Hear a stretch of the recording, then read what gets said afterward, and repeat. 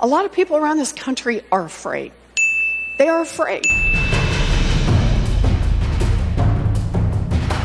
They're afraid for their families, for their neighbors.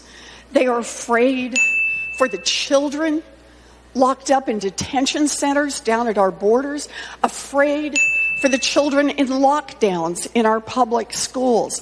They are afraid for women, for people of color, for LGBTQ people, for trans people, all of whose rights are up for grabs in this United States Supreme Court.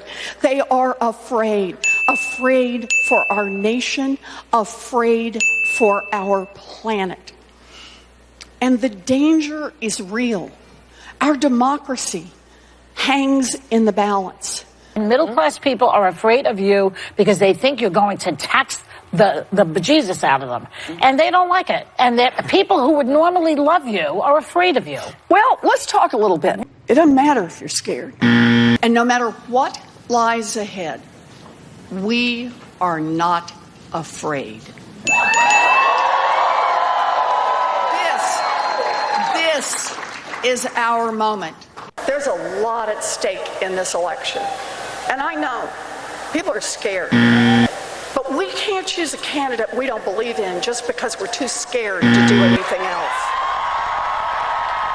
And Democrats can't win if we're scared and looking backward.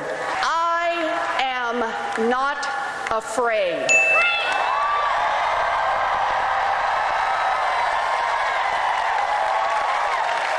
And you can't be afraid either.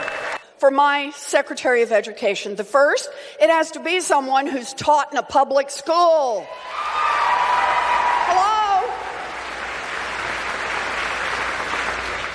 And part two, because it came from a young trans person who asked about a welcoming community, and I said it starts with a Secretary of Education who has a lot to do with where we spend our money, with what gets advanced in our public schools, with what the standards are.